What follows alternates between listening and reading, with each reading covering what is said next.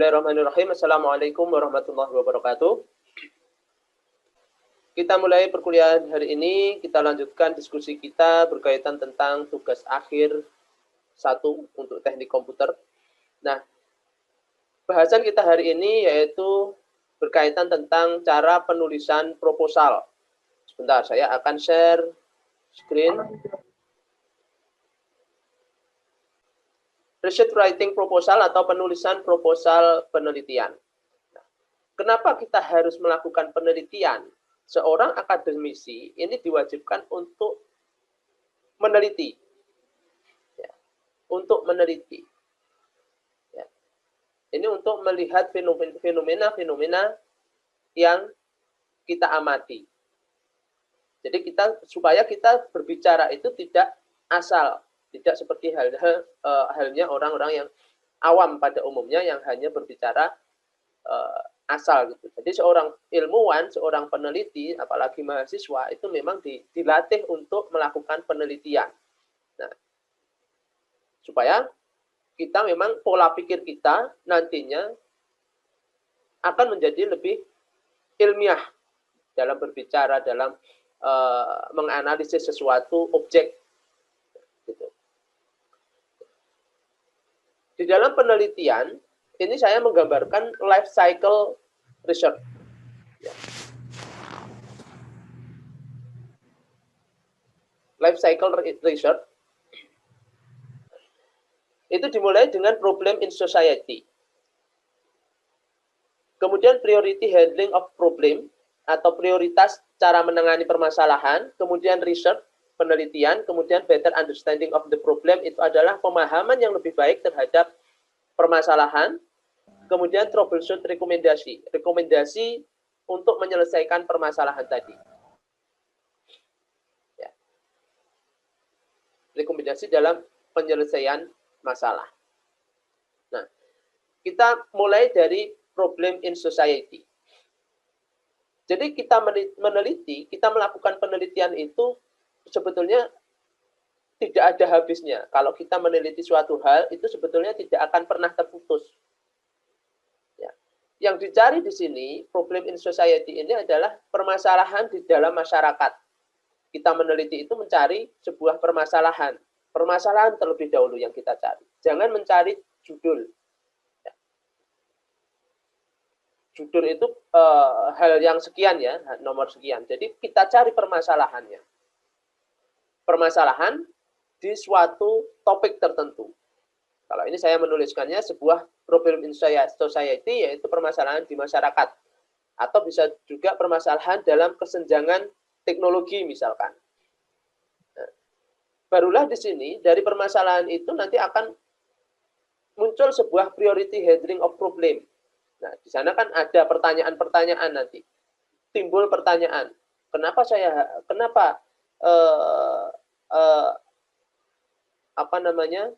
permasalahan di sini ini terjadi. Misalkan kita mengambil sebuah permasalahan COVID-19 ini kan suatu hal yang baru, benar-benar baru. Nah, di situ nanti kita akan muncul pertanyaan. Banyak peneliti-peneliti yang mengarah ke sana untuk menangani COVID ya. Di sana akan muncul pertanyaan bahwa COVID ini berbahaya misalkan untuk dunia medis ya. Nah, topiknya di dunia medis ini berbahaya. Bagaimana cara menanganinya? Bagaimana cara mencari obatnya? Ini di dunia medis. Nah, dengan penanganan yang model seperti apa? Nah, akhirnya kan muncul nanti penanganannya harus menggunakan kaos tangan, menggunakan masker, dan lain sebagainya. Nah, di situ nanti muncul priority handling of problem, itu pertanyaan-pertanyaan sebagai rumusan permasalahan. Nah, dari situlah nanti akan dilanjutkan ke riset penelitian. Nah, di dalam penelitian ini, tentu dari permasalahan tadi kita teliti. Ya. Kita teliti dari permasalahan tadi, kita teliti dengan beberapa cara, metode yang kita gunakan untuk menyelesaikan pertanyaan dari permasalahan tadi. Nah, kemudian dari hasil penelitian itu kan nanti akan muncul better understanding of the problem. Jadi pemahaman yang lebih baik dari permasalahan yang ada tadi. Pemahaman suatu permasalahan dalam menyelesaikan permasalahan tadi. Better understanding of the problem. Nah, di situ setelah better understanding of the problem, di sini kan muncul nanti kan data-data hasil riset. Ya. Oh, untuk menangani COVID ini harus menggunakan masker jenis ini, misalkan ya. Berapa persen hasil persentase keamanannya, tingkat keamanannya misalkan. Nah, itu better understanding of the problem, data-data seperti itu. Nah, dari data itu nanti akan muncul troubleshooting recommendation. Nah, barulah nanti dari data-data tadi kan dikumpulkan, maka di sini akan muncul permasalahan, rekomendasi permasalahan yang harus diajukan untuk menyelesaikan permasalahan bagaimana. Oh, ini jenis masker yang seperti ini yang lebih baik untuk menanggulangi penyebaran COVID-19. Nah, dari situ masih ada lagi apakah benar untuk pembuktian. Nah, ini sudah masuk ke ranah penelitian terapan nantinya. Penelitian dasar itu ada kalau penelitian dasar ini biasanya ada suatu permasalahan mendasar yang memang belum pernah diselesaikan oleh orang lain. Ya, misalkan COVID seperti ini kan. COVID ini belum pernah diselesaikan sebelumnya oleh orang lain. Itu penelitian dasar. Nanti akan kita bahas di sana. Jadi ini life cycle research, ini penelitian itu terus berkembang, terus melaju. Jadi kita harus mencari permasalahan yang memang permasalahan tadi suatu ketika nanti akan bisa dijadikan landasan teori atau landasan atau rujukan bagi peneliti selanjutnya, bagi teman-teman yang lain gitu. Makanya di dalam penelitian, di dalam proposal itu kan harus ada batasan masalah. Apa yang harus dibahas di sini? Di batasan masalah ini, di batasan penelitian ini. Dibatasi dengan batasan masalah supaya tidak melebar jauh. Nah, penelitian itu apa sih sebetulnya? Secara istilah ya di sini. Penelitian riset itu mencari kembali. Nah, ya, kita harus mencari kembali misalkan metode-metode yang pernah ada, cara menangani suatu masalah yang pernah ada, atau menangani masalah yang belum pernah ada, itu riset mencari kembali, mencari jarum di dalam tumpukan jerami kalau kita memang benar-benar melakukan penelitian yang mendasar. Seperti halnya penelitian yang pernah atau skripsi yang pernah diajukan oleh kakak kelas Anda, siapa namanya, Rizky, yang angkatan 2015 juga ya, Rizky Kurniawan. Itu kan masih baru juga di dalam dunia penelitian. Simple, permasalahannya simple di dunia medis. Hanya saja kalau Anda meneliti di dunia medis, memang harus benar-benar alat tersebut diujikan secara berkala. Dari aspek keamanannya bagaimana, aspek penggunaannya seperti apa, dan lain sebagainya. Kemudian penelitian itu apa sih? Usaha sistematis untuk mengungkap fenomena alam, fenomena sosial, masyarakat, fenomena teknologi, dan lain sebagainya. Kemudian untuk menguji kebenaran ilmiah suatu pernyataan atau fenomena, teorema, melakukan untuk menguji sebuah teori atau teorema ya, pernyataan, fenomena, dan lain sebagainya. Kemudian untuk menjawab pertanyaan, lalu untuk mencari hubungan antara dua atau lebih faktor dan variabel. Nah, jadi meneliti ini kita sebetulnya mencari hubungan mencari hubungan dari beberapa variabel yang ada yang kita teliti. Penelitian itu apa? Secara definisi di sini adalah suatu proses sistematis dalam pengumpulan data, analisis, dan interpretasi hasil analisis untuk menjawab pertanyaan penelitian atau menyelesaikan suatu masalah. Ya, secara definisi. Nah, di sini ada macam-macam penelitian. Penelitian berdasarkan tingkat penerapan, ya. Kemudian ada penelitian berdasarkan jenis informasi yang diolah, yang termasuk di situ adalah kuantitatif dan penelitian kualitatif. Kemudian ada berdasarkan penelitian itu berdasarkan perlakuan terhadap data, penelitian konfirmatori atau penelitian eksploratori. Lalu di sini adalah berdasarkan tujuan, yaitu penelitian deskripsi, penelitian korelasi, penelitian eksperimen. Nah, jenis dari maksud dan maksud penelitian itu apa? Penelitian dasar atau basic research ini menghasilkan pengetahuan dan teknologi baru yang terkait dengan permasalahan yang belum dapat diselesaikan. Seperti halnya permasalahan COVID. Ini masuk ke dalam penelitian dasar, basic research. Karena di sini belum pernah ada kejadian sebelumnya, ya, untuk menanggulangi virus semacam ini. Nah, makanya di sini untuk penelitian dasar ini untuk menghasilkan pengetahuan dan teknologi baru yang terkait dengan permasalahan yang belum dapat diselesaikan. Kalau tingkat skripsi misalkan, ini tidak perlu Anda mencari sesuatu hal yang baru atau penelitian dasar pada umumnya, tetapi cukup Anda mencari topik yang Anda suka, ya. Topik yang Anda suka itu apa? Nah, dari topik tersebut cari permasalahan.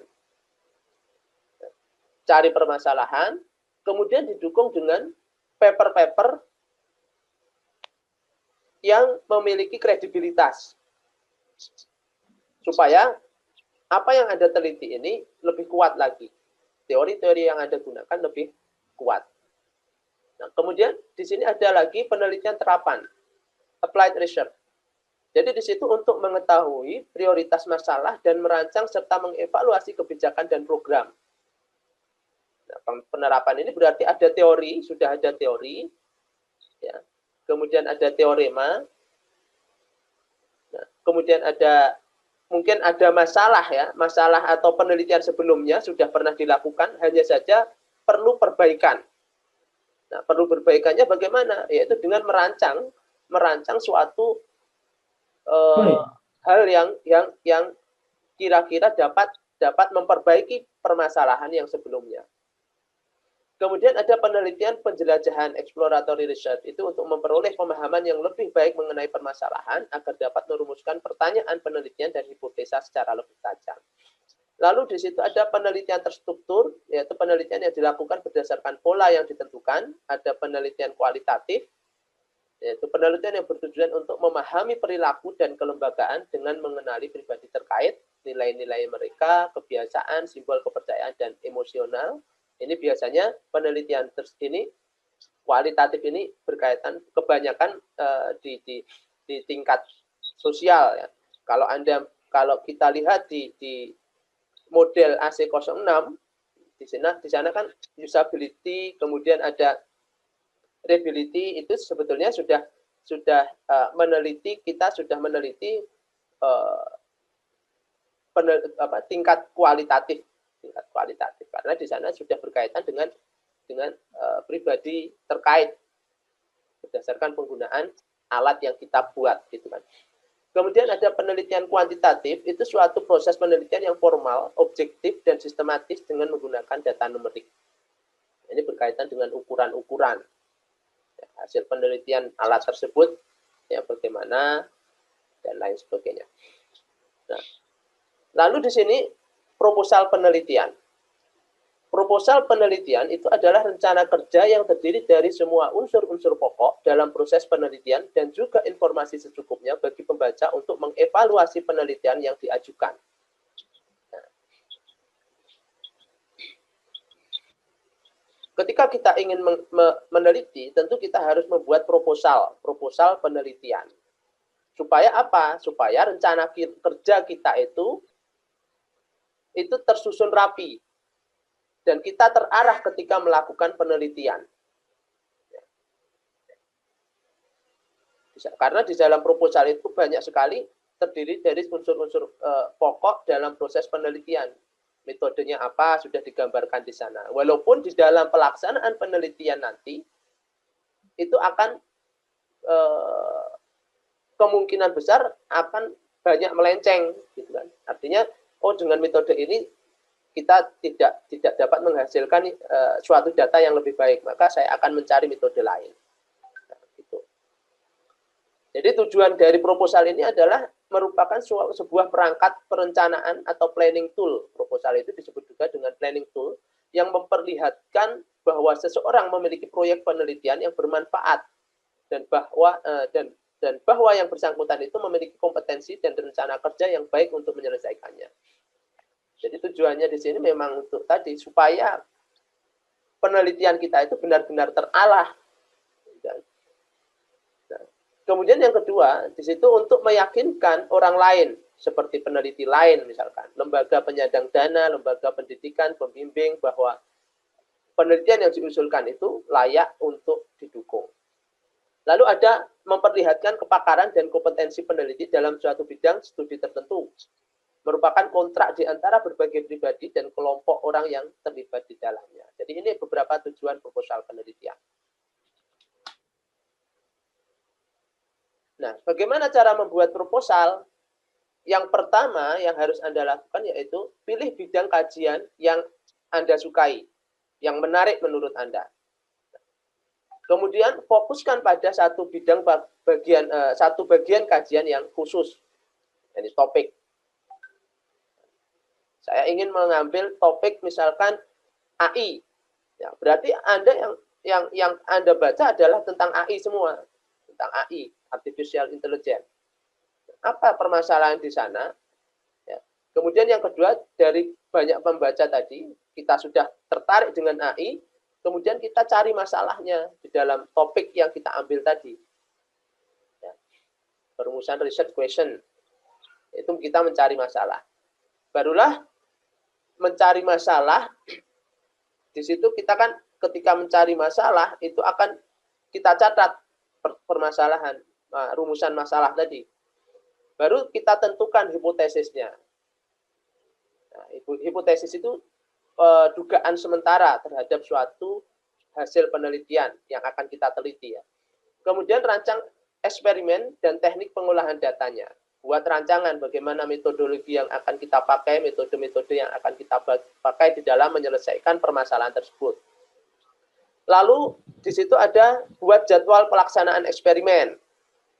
Nah, ini perlunya supaya tidak molor. Kenapa sih kalau banyak mahasiswa yang molor-molor itu karena tidak mengikuti kaidah seperti ini. Seharusnya ketika Anda sudah masuk di semester 7, kita sudah punya topik. Seharusnya kita sudah punya topik hal yang menarik yang akan kita teliti. Dari situ kita cari sumber-sumbernya, maka nanti akan ketemu permasalahannya. Jadi jangan artinya menyerah dari sini. Saya suka yang ini. Tiba-tiba di tengah jalan sudah nggak tahu mau ngapain, nggak tahu. Penelitian itu sudah jangan aneh lagi ya. Memang di tengah perjalanan itu sudah pasti akan berhenti di sana itu kita cari lagi, kita gali lagi. Kalau sampai di tengah jalan itu putus asa, terus kemudian ganti topik yang lain, Anda akan mencari lagi dari awal. Gitu kan. Seterusnya akan seperti itu. Gitu. Dan itu akan membuang waktu. Jadi ketika Anda sudah menentukan, meyakini bidang kajian yang menarik, berarti Anda harus ambil itu. Kajian tersebut atau topik tersebut harus ambil, kemudian harus di istilahnya ditelateni ya, di apa istilahnya? Fokus terhadap topik kajian tersebut, dipelajari lebih dalam.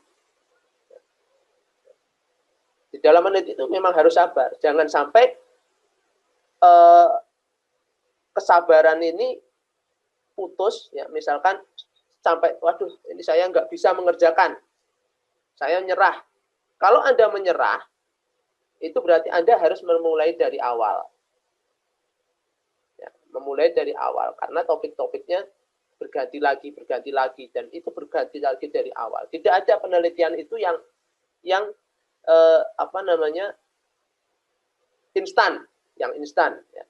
Tidak ada instan langsung jadi. Saya ingin cepat lulus, dapat ijazah, langsung jadi. Ini proses, penelitian itu proses. Seperti halnya Anda kuliah, Anda kuliah itu kan ada prosesnya. Bukan tiba-tiba langsung dapat ijazah. Orang hidup ini punya proses untuk mencapai surga. Di dalam kehidupan impiannya adalah surga. Padahal surga itu masih jauh. Gitu. Kalau hidup kita saja tidak melaksanakan tugas-tugas yang diberikan oleh Sang Pencipta yang menghidupi kita, ya, apakah kita layak dapat ijazah surga gitu kan?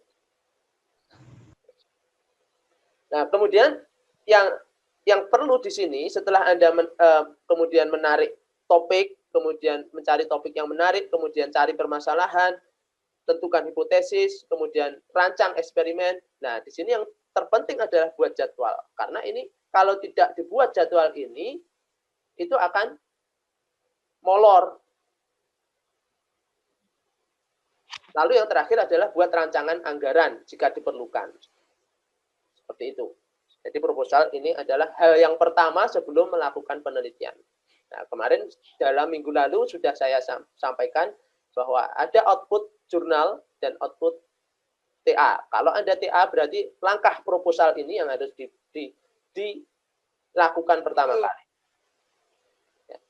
Langkah proposal ini yang harus dilakukan pertama kali.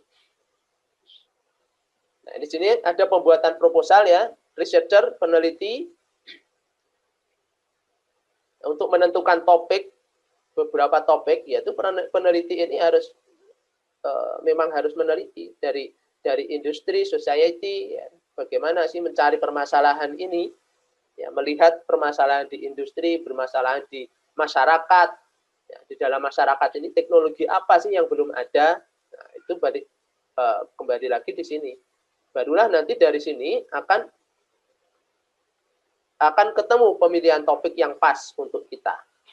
Nah, jadi intinya adalah mencari topik yang menarik untuk kita kaji. Terus itu didalami terus. Nah, topik menarik apa dan dari mana? Topik menarik itu didapat dari literatur, baca, kemudian pikirkan. Baca lagi dan pikirkan kembali. Itu ya. Baca lagi, pikirkan kembali. Topik ini berasal dari mana? Kemudian mempertanyakan teori yang ada, teori-teori pendukung dari topik yang kita ambil itu apa, teorinya apa. Kemudian hadiri seminar, muncul ide baru. Kan di dalam seminar itu kan banyak kumpulan peneliti-peneliti. Peneliti A, B, C itu kan meneliti. Oh iya, ini akan muncul nanti dari di situ muncul ide-ide. Kemudian kembangkan komunikasi secara luas dengan menggunakan manfaat teknologi internet. Lalu yang kelima adalah identifikasi masalah nyata di sekitar kita. Ya. Bisa juga permintaan industri, masalah yang dihadapi industri itu apa. Kemudian mengunjungi industri dan menanyakan masalah mereka. Nah, dari sini banyak sekali sumbernya. Kemudian kontak dengan kolega di kalangan pemerintahan. Banyak sekali kan asal atau topik menarik apa dan dari mana asalnya itu bisa dilakukan dengan cara seperti ini. Literatur kah? Teori yang ada bagaimana? Nah, kalau kita mempertanyakan teori berarti penelitian kita adalah penelitian terapan membuktikan dari teori yang ada tadi. Kemudian menghadiri seminar, dan nanti di situ akan muncul ide baru. Kemarin saya suruh mahasiswa ikutilah SNTQ supaya dapat ide. Nah, itu fungsinya untuk menggali itu tadi, menggali minat penelitian. Oh, ternyata ini penelitian ini sudah pernah ada. Apa kekurangan dari penelitian itu? Itu dihadiri dari seminar-seminar ini. Nah, Nah, komponen utama proposal penelitian itu yang pertama adalah rumusan permasalahan dan tujuan penelitian. Kemudian rancangan penelitian, yang pertama itu rumusan ya, kemudian rancangan penelitian, kemudian di situ metode pengumpulan dan analisis data, apakah itu wawancara, kemudian apakah itu studi literatur dan lain sebagainya. Ya, kemudian interpretasi temuan dan penarikan kesimpulan. Berarti interpretasi dan penarikan kesimpulan ini bagian akhir, bagian hasil setelah kita melakukan penelitian. Penelitian itu sudah berlanjut, sudah kita lakukan, barulah kita dapat menginterpretasikan. Nah, kemudian penyajian hasil penelitian. Penyajian hasil penelitian ini kita dapat berupa analisis ya, berupa analisis dari interpretasi temuan tadi. Interpretasi dan kesimpulan ini biasanya digambarkan dalam bentuk grafik ataupun tabel. Nah, kemudian penyajian hasil penelitian. Nah, di sini apa saja kerangka proposal penelitian itu? Ada 9 pokok penting ya, di dalam kerangka proposal penelitian. Yang pertama adalah rangkuman proposal penelitian, kemudian ada pernyataan masalah penelitian, lalu ada tujuan dan sasaran penelitian, kemudian pertanyaan penelitian, hipotesa penelitian, tinjauan pustaka, metodologi penelitian, anggaran, dan referensi. Dan anggaran ini kalau di dalam TA itu tidak perlu dimasukkan. Walaupun ini biasanya proposal penelitian ini kalau anggaran dimasukkan ini biasanya kita memang proposal itu diajukan untuk ke suatu instansi supaya mendapatkan dana, gitu kan. Tentu instansi tersebut akan membaca, oh proposal ini menarik atau tidak, perlu didanai atau tidak.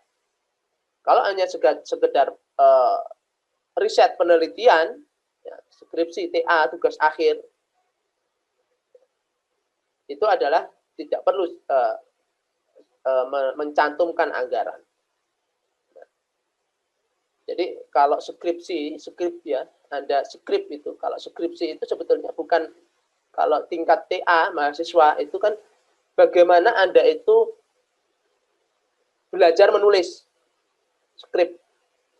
skripsi, bagaimana menulis yang baik dari fenomena-fenomena yang telah Anda teliti, yang telah Anda lakukan. Itu skripsi. Bagaimana mengejawantahkan atau mendeskripsikan apa yang telah Anda teliti dan seterusnya. Nah, itu artinya skripsi, skrip. Nah, beda lagi nanti kalau sudah master, sudah disertasi, itu sudah mendalam lagi. Ya. Tidak lagi penilaiannya terhadap alur penelitian. Kalau skripsi kan memang alur penelitian, bahasanya yang baik, bagaimana secara ilmiah apa tidak, gitu kan. Bagaimana cara mendeskripsikan suatu permasalahan yang telah dilakukan, yang setelah diteliti, dan lain sebagainya. Untung-untung kalau Anda bisa menemukan suatu hal yang baik, seperti yang dilakukan oleh rekan kalian. Nah, kemudian rangkuman proposal penelitian. Yang pertama, itu adalah rangkuman proposal penelitian. Di sini ada masalah penelitian. Berarti di dalam rangkuman proposal penelitian ini tentu ada masalah penelitian. Ya, ingat kembali bahwa kita meneliti itu sebelumnya kita harus mencari topik yang menarik, kemudian dicari permasalahan dari topik tersebut. Ya, jangan mencari judul. Jangan mencari judul. Judul itu mengikuti di akhir. Kemudian yang kedua adalah hasil-hasil penelitian sebelumnya. Nah, ini kita rangkum proposal penelitian. Ya, dari topik yang kita ambil, kita baca lagi paper-paper yang sebelumnya, hasil penelitian sebelumnya kita rangkum. Kekurangan dari penelitian sebelumnya bagaimana? Kemudian pentingnya penelitian bagi pembaca itu apa? Saya melakukan penelitian yang sama dengan penelitian sebelumnya, 5 tahun sebelumnya. Nah, yang sama dengan peneliti 5 tahun sebelumnya. Itu penelitian ini pentingnya bagi pembaca apa kira-kira. Nah, kemudian pernyataan tentang maksud penelitian. Sekarang kalau kita ingin meneliti lampu berbasis IoT. Ya. Sekarang kan sudah ada industri yang menciptakan lampu berbasis IoT on-off gitu kan. Nah, Untuk apa diteliti lagi gitu? Kan sudah ada, bahkan sudah dibuat persaklar. Nah, tentu penelitiannya ini, ranah penelitiannya itu bukan di bidang teknologinya, tetapi mungkin bisa juga di bidang sosial yang lain. Nah, kalau ingin melangkah ke sana, tentu kita harus menggandeng industri. Misalkan dari teknologi yang sudah diciptakan industri ini, permasalahan apa yang muncul di sana, baru kita teliti lebih dalam. Kemudian ada pernyataan masalah penelitian. Pernyataan masalah penelitian ini ada latar belakang masalah. Latar belakang masalah itu apa yang di dalamnya, itu gambaran situasi permasalahan yang dihadapi terkait dengan perkembangan ilmu atau dampak permasalahan terhadap kehidupan masyarakat. Dampak terhadap masalah terhadap penggunaan teknologi terkait dengan pengembangan ilmu. Kemudian pernyataan masalah penelitian ini harus spesifik, menjelaskan inti permasalahan yang akan ditangani dalam penelitian. Karena kenapa? Kalau kita bayangkan bahwa penelitian itu sebetulnya seperti piramida terbalik. Ya. Dari hal yang umum, permasalahan yang umum, yang banyak, yang umum, kita kerucutkan ke bawah.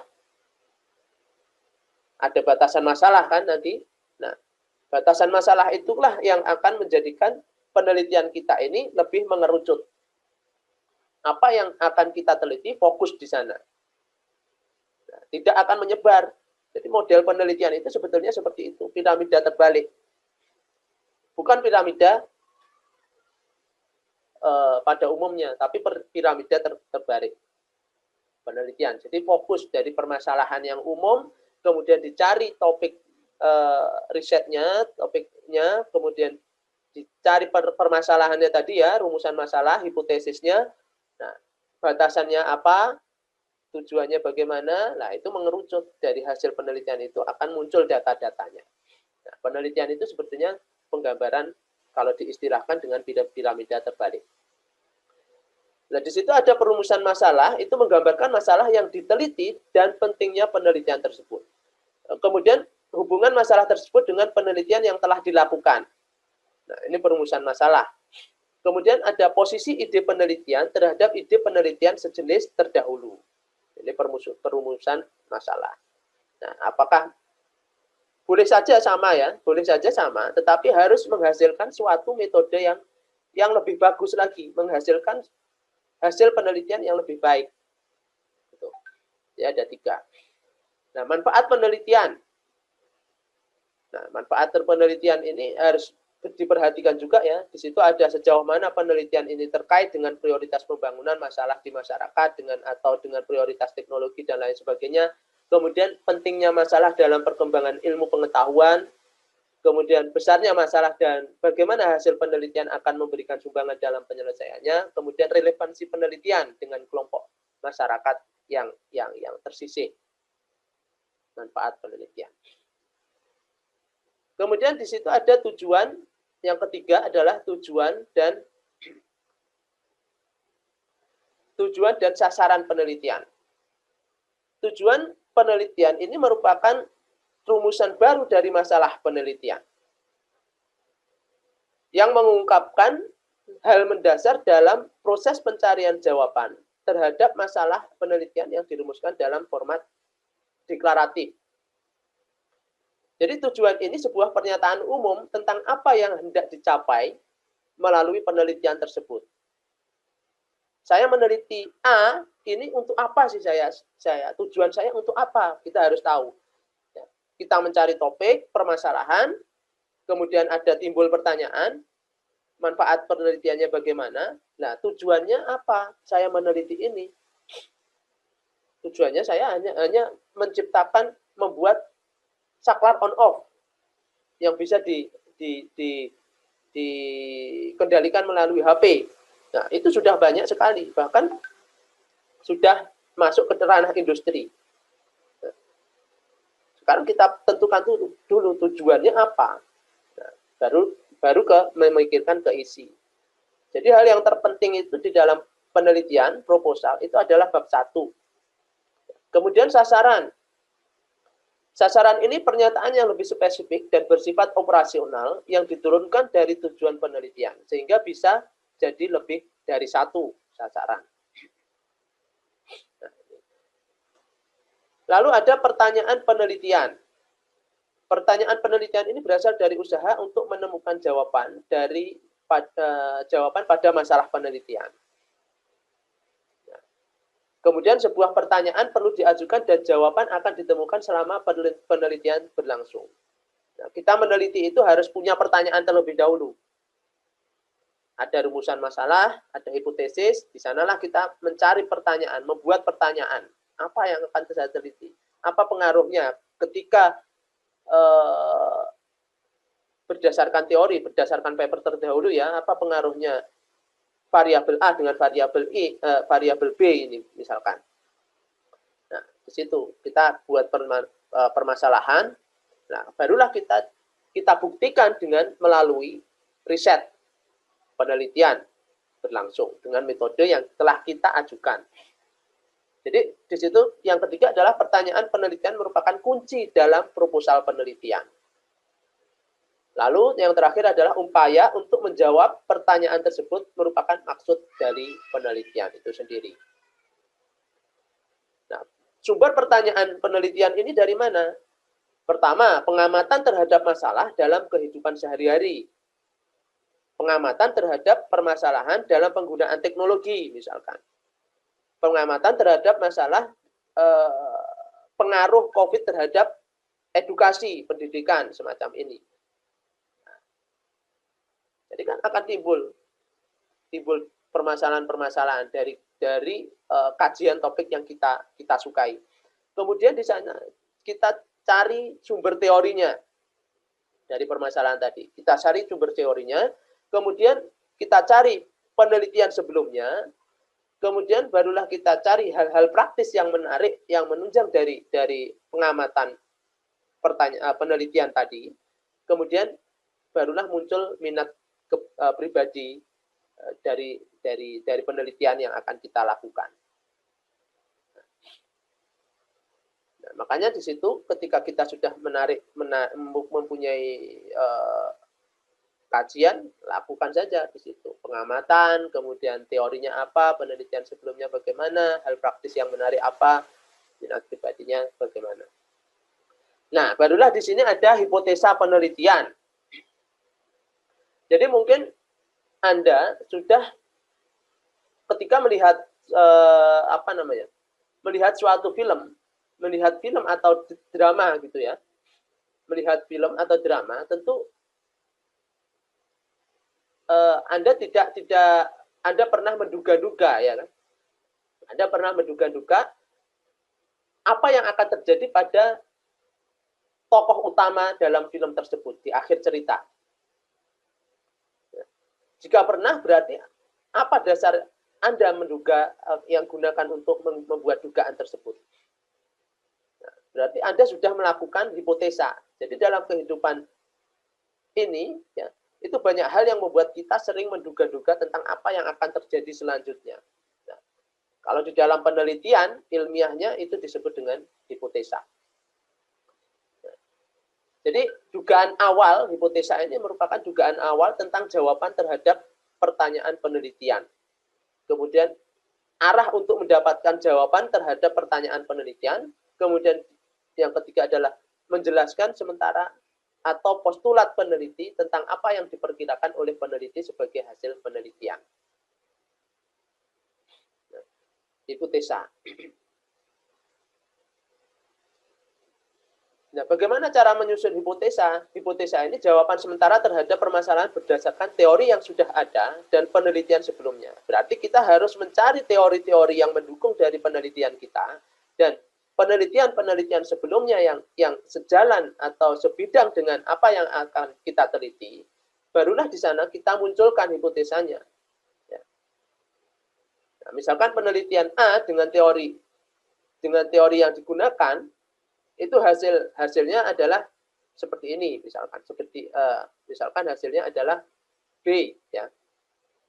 Nah, kalau saya menggunakan teori dan dan metode yang sama dengan penelitian sebelumnya, kira-kira apa yang akan saya hasilkan?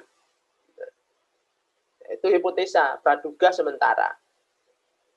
Jadi harus dijawab di sana, jawaban sementara itu harus muncul di sana ya. Setelah melakukan pertanyaan, didukung dengan teori dan penelitian sebelumnya, akan muncul hipotesa, jawaban sementara. Nah, barulah dibuktikan hipotesa ini, dibuktikan dengan penelitian yang sudah kita lakukan, yang akan kita lakukan. Jadi di situ ada teori, prinsip, penelitian terdahulu. Nah, di sini didukung dengan research question, pertanyaan penelitian yang kita ajukan, didukung dengan teori prinsip, barulah di situ akan muncul sebuah hipotesa. Nah, karakteristik hipotesa ini apa? Pertama, hendaknya memberikan arah penelitian dan jawaban terhadap pertanyaan yang akan diteliti. Kemudian hendaknya berusaha melengkapi penjelasan dari gejala yang ada. Kemudian harus dapat dibuktikan. Lalu harus dirumuskan secara sederhana dan dapat dimengerti. Kemudian hendaknya terkait dengan pengetahuan yang sudah ada. Artinya di situ harus didukung dengan teori-teori atau penelitian terdahulu. Nah, fungsinya dari hipotesa ini apa? Memberikan arah dalam proses penelitian untuk mendapatkan jawaban atas pertanyaan penelitian yang atau menyelesaikan masalah. Lalu menjelaskan hubungan di antara variabel terkait yang dapat diuji secara empiris. Kemudian bagi pemangku kepentingan yang lain, khususnya penyandang dana, ya, hipotesa ini akan memberikan keyakinan bahwa peneliti itu memiliki latar belakang pengetahuan yang cukup untuk mengembangkan lebih lanjut pengetahuan yang ada. Fungsi itu hipotesa. Yang terakhir adalah menstrukturkan tahap berikutnya dalam proses penelitian. Nah, dari hasil jawaban ini, kita akan mudah nanti menyusun metode yang kita pakai, metode-metode yang kita gunakan. Nah, sekarang bagaimana cara merumuskan hipotesa? Dalam perumusan hipotesa, itu hanya dapat dirumuskan setelah penelitian itu mempunyai pengetahuan yang cukup mengenai substansi dan ruang lingkup masalah. Lalu hipotesa ini hendaknya menggambarkan secara utuh proses penelitian dalam rangka memberikan struktur penelitian. Kemudian ada hipotesa ini merupakan pernyataan atau penyelesaian sementara atau rumusan masalah. Lalu di situ hipotesa dapat lebih dari satu. Ya, praduga. Kita anggap saja kita melihat film FTV, apa namanya, istri-istri menangis, apa atau apalah, drakor atau apa, bahwa nanti di akhir cerita saya simpulkan dugaan sementara ini ya, peran utama ini akan mengalami musibah misalkan. Musibah seperti apa bisa dituliskan secara terperinci. Nah, itu praduga. Kalau di dalam penelitian juga seperti itu. Kita lakukan hipotesa atau praduga sementara terhadap penelitian yang akan kita buat. Nah, itu didasarkan dari teori dan penelitian sebelumnya. Lalu yang keenam adalah tinjauan pustaka. Tinjauan pustaka ini proses pengamatan atas apa yang telah dilakukan pada topik masalah yang akan diteliti. Kemudian mencakup tulisan yang teoritis dan atau empiris. Kemudian menggabungkan aspek-aspek penting yang akan diteliti, lalu merupakan sintesa dalam bentuk penjelasan terpadu, ya, atau istilahnya an integrated description dalam bidang yang sedang diteliti, memberikan kerangka kerja konseptual bagi pembaca sehingga pertanyaan penelitian dan metodologi dapat dipahami dengan baik, lalu memperlihatkan bahwa penelitian menyadari luas dan beragamnya pustaka yang terkait dengan pertanyaan penelitian. Nah, terkadang ketika kita membuat tinjauan pustaka atau landasan teori, itu menyimpang dari apa yang sedang kita teliti. Ya kan? Kita tinggal masukkan saja. Tinggal asal masukkan teori-teori, oh ini saya meneliti tentang anggap sajalah lampu IOT berbanding IoT menggunakan Raspberry Pi. Yang dimasukkan entah itu Arduino, entah itu sistem apalah dan lain sebagainya. Nah, itu bukan seperti itu. Di dalam tinjauan pustaka itu harus runut. Ada penelitian pendahuluan. Kemudian ada landasan teori. Kenapa harus menggunakan IoT? Ya, misalkan kalau penelitian IoT. Ya, kemudian sistem apa yang digunakan, metode apa yang kita gunakan di dalam penelitian, ya itu dimunculkan juga di sana, di tinjauan pustaka, di landasan teori dimunculkan. Oh, ini teorinya seperti ini ya. Metode yang saya gunakan itu teorinya adalah bla bla bla bla bla. Nah, kemudian sistem yang saya gunakan adalah Arduino jenis ini. Berarti yang dicantumkan di dalam landasan pustaka itu adalah Arduino. Arduino, berapa macam Arduino-nya, jenis ini bagaimana, gitu kan. Jadi tidak asal memasukkan.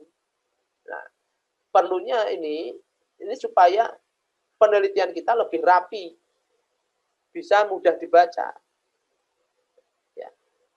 Landasan teori dengan mengambil sumber-sumber yang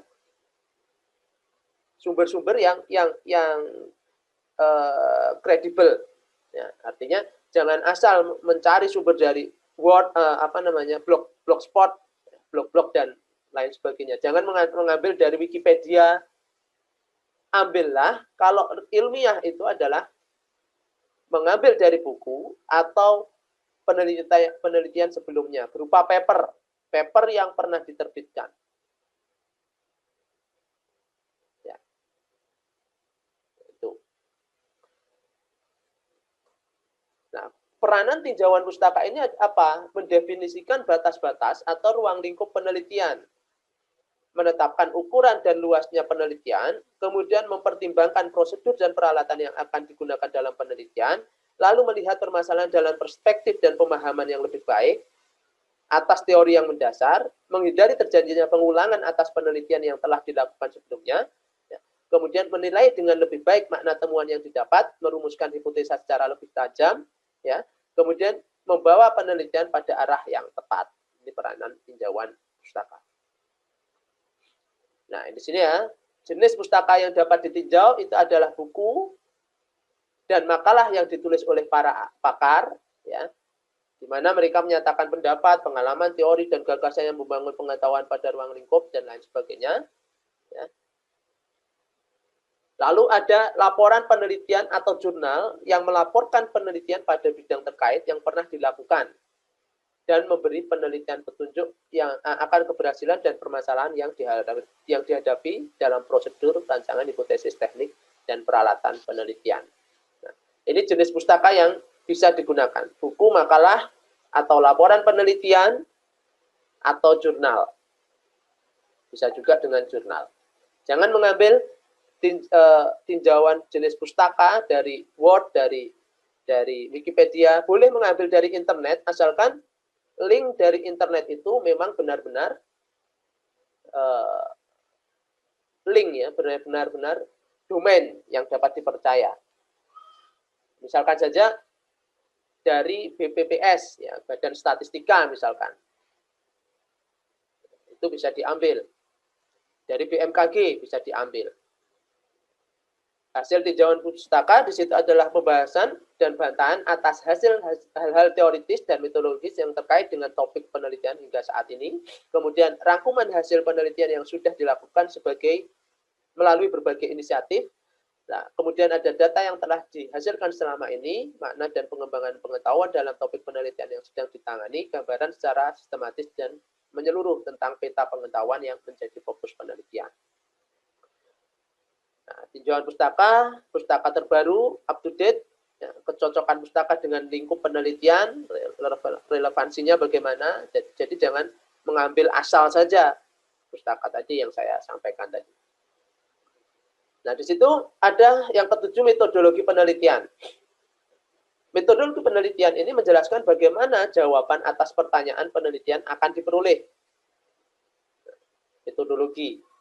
Hal ini menyangkut cara pengumpulan data, kemudian teknik penganalisan data, interpretasi hasil analisis data, ya kan?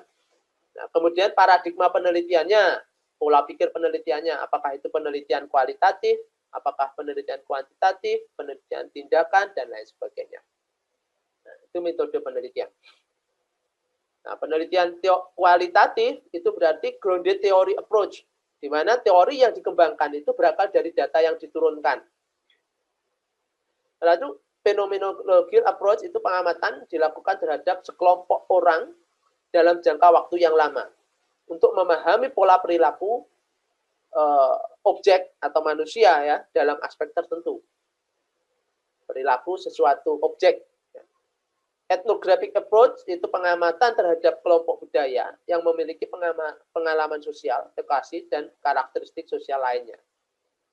Nah, kemudian ada case study approach. Di situ kajian komprehensif terhadap saling keterkaitan antara berbagai variabel yang terkait dengan kasus tertentu.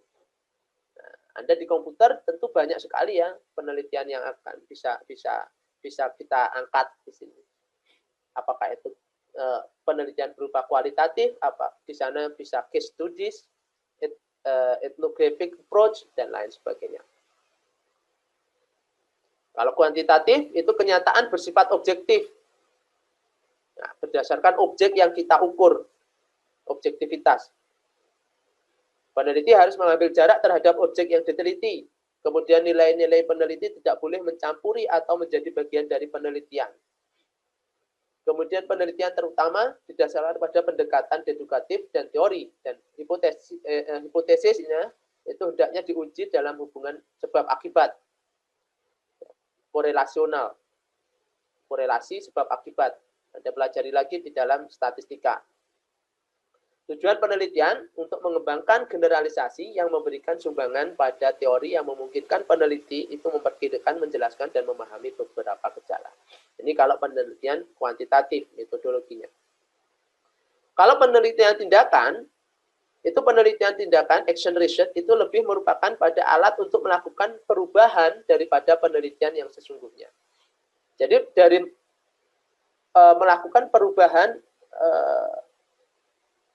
metode misalkan ya, teori dari penelitian sebelumnya, metode yang kita digunakan memiliki kekurangan. Kita bisa lakukan dengan meriset lagi dengan metode yang baru, mencari metode yang baru. Nah, kemudian di sini memiliki fungsi pendidikan. Ya, kemudian terkait dengan pribadi sebagai anggota kelompok sosial, ya bisa juga seperti itu. Ya, di sini kalau penelitian tindakan dia berpusat pada masalah, konteks tertentu dan berorientasi ke depan.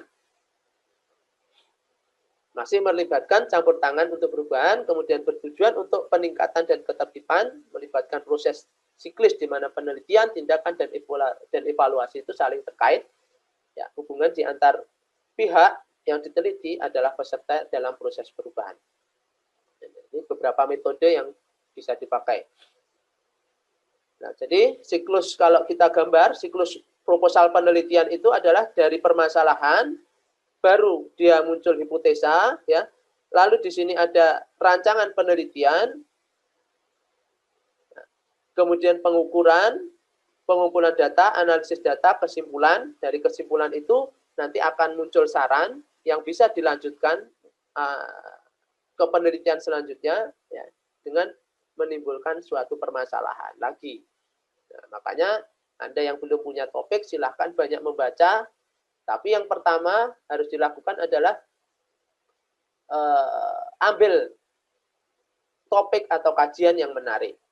Nah, jadi di sini ini model dari siklus penelitian. Nah, di sini ada teori, maksudnya dari permasalahan ini kita bisa cari teorinya apa, hipotesis, teori yang mendukung apa, kemudian rancangan penelitian apa teorinya. Jadi siklus proposal penelitian ini seperti life cycle research. Jadi tidak akan terhenti sampai di sana riset itu. Kalau penelitian itu berhenti, berarti tidak akan pernah muncul HP-HP Android, tidak akan pernah muncul konsep komputer kuantum, tidak akan pernah muncul sistem hologram, dan lain sebagainya. Karena dari penelitian akan muncul sebuah teori. Teori itu akan dikembangkan lagi, digunakan untuk penelitian selanjutnya. Nah, ini model ya. Nah, ini yang ke-8 adalah anggaran penelitian. Rencana keuangan yang disajikan dalam bentuk anggaran belanja. Anggaran merupakan penjabaran proses penelitian secara nyata dan terukur kemudian anggaran hendaknya menggambarkan sarana apa yang diperlukan dan berapa biaya yang diminta untuk melaksanakan tahap tertentu dalam proses penelitian. Kemudian anggaran hendaknya dibuat selengkap mungkin, cukup rinci dan harus jelas dalam sebuah tabel. Biasanya kalau Anda menyusun, ingin mengajukan sebuah proposal penelitian dan ingin penelitian Anda didanai, buatlah anggaran penelitian yang terperinci dan masuk akal ya. Artinya masuk akal ini Anda memasukkan harga misalkan. Saya akan membeli Arduino. Harga pasaran itu 100.000 misalkan. Terus Anda jangan memasukkan di dalam anggaran penelitian tersebut 2 kali lipat atau 3 kali lipat. Ya. Itu akan tidak masuk akal. Harga Arduino apa ini kok semacam ini? Itu akan dibaca kalau kita ingin meneliti, mengajukan proposal supaya proposal kita didanai. Tetapi paling tidak naikkan itu 30% atau 50% dari harga pasaran. Karena di situ nanti tentu akan ada biaya kirim misalkan ya kan. Biaya kirim atau biaya trouble untuk biaya permasalahan yang lain. Tapi yang jelas biaya pokok inti dari barang tersebut sudah mencakup ke anggaran tersebut. Nah, referensi adalah karya ilmiah yang dijadikan acuan dalam penyusunan proposal penelitian.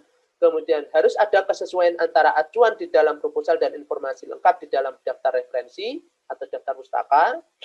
Lalu di situ informasi yang jelas dan disusun secara konsisten diperlukan untuk menemukan kembali bahan acuan tersebut. Nah, informasi tersebut meliputi nama penulis, waktu publikasi, judul tulisan, judul buku, jurnal proceeding. Nah, ini penulisan referensi ini perlu Anda sesuaikan dengan AC06 kalau Anda memang ingin outputnya TA saja atau proposal. Nah, ini contoh penulisan referensi, bisa dari buku, ya. Contohnya seperti ini, ada nama. Ya. Ini biasanya nama penulis ini dibalik ya. Jadi R ini adalah biasanya nama depan, Batia itu nama tengah atau nama belakang. Belakang dulu, baru tengah, baru depan tengah, itu kan. Tahun terbit, kemudian judul, baru penerbitnya apa. Bab dalam buku seperti itu, penulisan referensi. Bisa dicontoh dari penulisan referensi-referensi. Kalau Anda membuat proposal. Tesis, bisa mengambil dari tesis atau disertasi, ya, caranya sama dengan penulisan buku. Kemudian ada makalah di jurnal, kemudian bahan dari internet, penulisannya seperti ini, ya, diakses 21 September misalkan ya. Semacam ini. Nah, ini apa bahan dari internet ini? Siapa penulisnya? Tahun berapa? Writing your research proposal. Judulnya, ya. Kemudian linknya apa? Nah, diakses kapan? Gitu. Ini bahan dari internet. Penutup ini apa maksudnya? Penutup ini dimaksudkan untuk mendapatkan pemahaman yang lebih baik terhadap berbagai permasalahan yang ada di masyarakat. Lalu penelitian harus direncanakan dengan baik dan mengikuti kaedah baku di kalangan akademisi. Kemudian untuk meyakinkan pihak-pihak terkait, proposal penelitian harus disusun secara lengkap dan informatif. Dan di dalam penelitian sekali lagi, di dalam penulisan penulisan ilmiah, jangan pernah menggunakan kata bisa, merubah. Coba merubah itu kan kata bakunya coba dilihat lagi, karena kata dasarnya adalah ubah di sana ya. Awalan mer itu ada atau tidak, atau awalan meng itu memang meng ya. Jadi coba kita gunakan bahasa yang memang baku. Kalau bisa itu diganti dengan dapat. Merubah itu mungkin bisa diganti dengan mengubah. Ya. Mengubahnya. Gitu kan. Bisa kita lanjutkan. Ini penutup. Nah, yang terakhir yang paling penting itu adalah kesalahan umum dalam penemuan masalah. Ya, kesalahan umum dalam penemuan masalah ini yang pertama adalah peneliti mengumpulkan data tanpa rencana. atau tujuan penelitian yang jelas. Kemudian yang kedua, peneliti berusaha memperoleh untuk sejumlah data dan merumuskan masalah penelitian sesuai dengan data yang tersedia. Kesalahan yang dalam penemuan masalah. Nah, di situ ada yang ketiga, peneliti merumuskan masalah penelitian dalam bentuk terlalu umum dan ambigu, sehingga di sana akan menyulitkan interpretasi hasil dan pembuatan kesimpulan penelitian. Kemudian peneliti menemukan masalah tanpa terlebih dulu menelaah hasil-hasil sebelumnya. Ya kan? Kita langsung menyimpulkan saja, oh permasalahan yang ada seperti ini, tapi tidak didukung dengan hasil-hasil penelitian atau teori-teori yang ada di sebelumnya. Ya. Jadi di situ tanpa terlebih dahulu menelaah hasil-hasil sebelumnya dengan sejenis ini artinya sebidang dengan penelitian kita. Ya. Kemudian penelitian sehingga masalah penelitian topik tidak didukung oleh kerangka teoritis yang baik. Kemudian peneliti hasilnya memilih masalah penelitian yang kurang memberikan kontribusi. Ya, pada akhirnya, kalau kita salah dalam menemukan permasalahan, itu peneliti akan memberikan kontribusi, kurang memberikan kontribusi terhadap pengembangan teori atau pemecahan masalah praktis. Mungkin itu tadi beberapa cara atau tips dalam penulisan proposal penelitian. Nah, sekarang silahkan Anda mengkaji, mencari topik-topik yang Anda minati, ya. Dan nanti Anda tulis, kemudian silahkan dipresentasikan di seminar proposal ini. Jadi minggu-minggu selanjutnya adalah tugas kalian untuk mempresentasikan topik penelitian yang Anda buat. Nah, mungkin terima kasih untuk penyampaian materi hari ini. Selanjutnya, apabila ada pertanyaan, silahkan ditanyakan.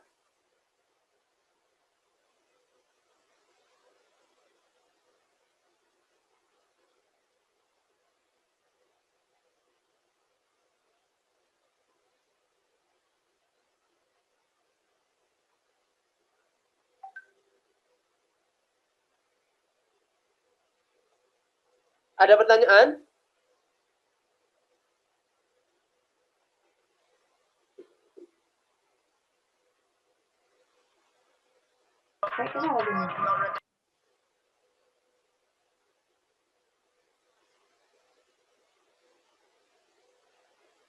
Tidak ada? Ya, kalau tidak ada berarti sudah paham semua bagaimana topik penelitiannya. Untuk selanjutnya, silahkan tugas Anda, pertemuan selanjutnya adalah Anda mempersiapkan proposal. Anda yang mengambil TA1 ini seharusnya sudah punya kajian yang harus diteliti. Bukan semena-mena hanya untuk memenuhi SKS saja, tetapi benar-benar sudah mendapatkan topik atau kajian yang akan diteliti.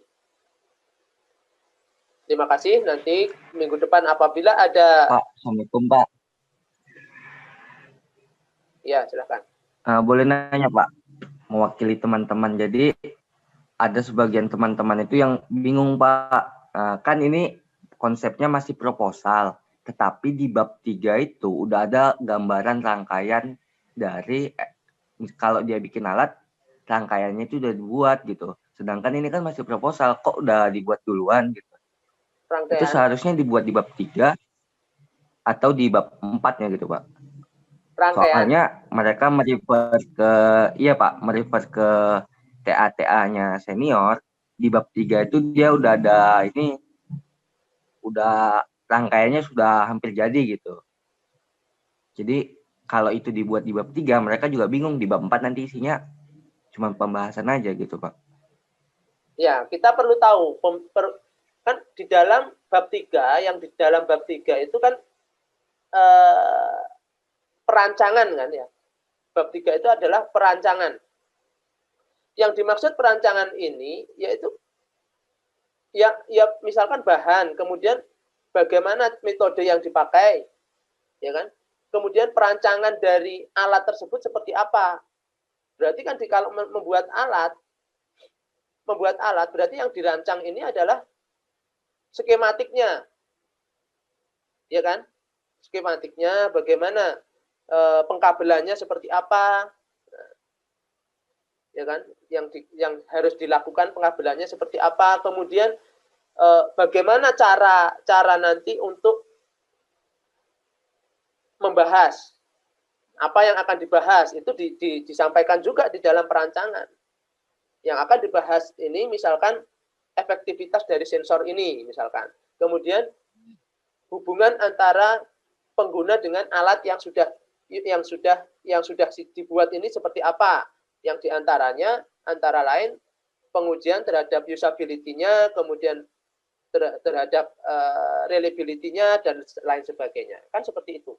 Itu semua di perancangan. Seperti halnya kita membuat kue atau membuat kue, ya kue lah misalkan. Di situ kan sebelum kita membuat kue, kita kan harus persiapkan dulu bahannya, ya kan?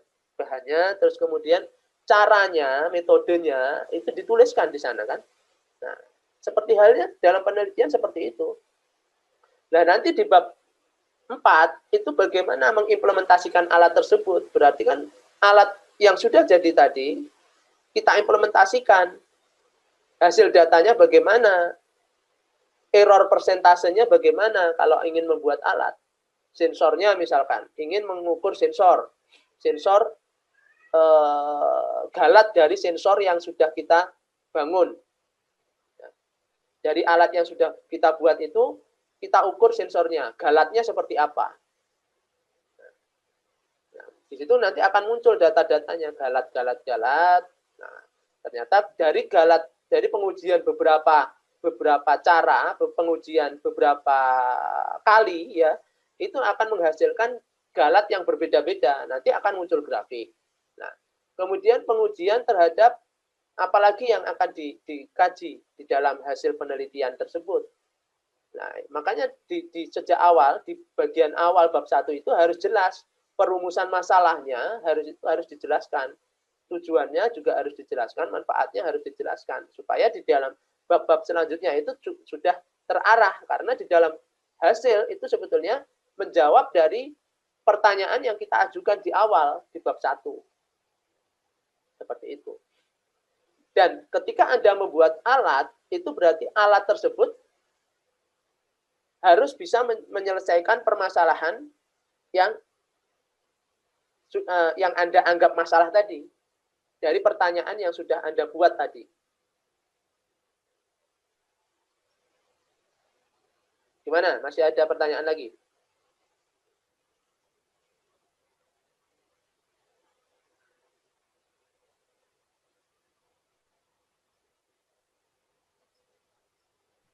Enggak, Pak. Udah, Pak. Yang lain gimana?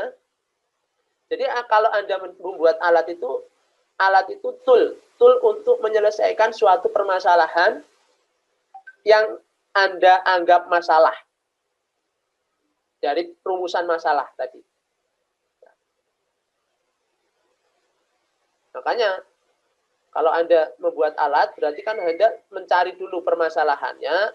Permasalahan ini di masyarakat, permasalahan misalkan, saya ambil contoh lah, skripsi mahasiswa dengan judul alat untuk mendeteksi epilepsi. Berarti kan permasalahan tersebut belum pernah ada untuk mendeteksi alat tersebut. Nah, dibuatlah alat. Nah, bagaimana alatnya tadi? Setelah jadi, bagaimana proses pembuatan alatnya itu dicantumkan di bab 3. Nah, setelah jadi itu diujikan. Nah, bagaimana hasilnya? Alat tersebut terhadap pengguna epilepsi tadi bagaimana? Itu kan sudah muncul sebuah variabel nanti akan muncul di sana. Korelasinya, sebab akibatnya bagaimana? Kalau saya menggunakan orang menggunakan alat yang sudah saya buat ini, hasilnya bagaimana? Analisisnya seperti apa? Nah, itu bisa diuji reliability, kemudian usability-nya bagaimana, terus kemudian tingkat efektivitas dari alat itu terhadap pengguna yang ketika digunakan oleh penderita bagaimana, kan itu itu kan dari contoh, salah satu contoh penelitian hasil yang akan dibahas. Jadi jangan mencantumkan perancangan itu ke dalam pembahasan, dalam hasil dan pembahasan. Itu salah nanti.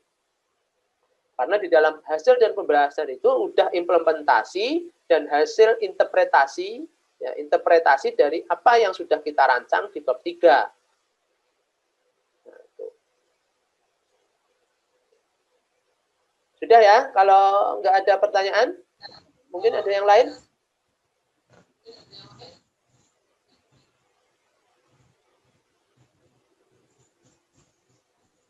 Nah, mumpung masih ada waktu, karena minggu depan tugas Anda untuk membuat proposal dan mempresentasikan. Sudah nggak ada? Ya, kalau memang tidak ada, kita akhiri. Selanjutnya, tugas Anda untuk membuat proposal, mencari permasalahan, mencari topik yang menurut Anda menarik, dan silahkan ditulis, cari permasalahannya, ditulis bab 1. Ya. Mungkin untuk hari ini kita akhiri. Selamat belajar. Assalamualaikum warahmatullahi wabarakatuh.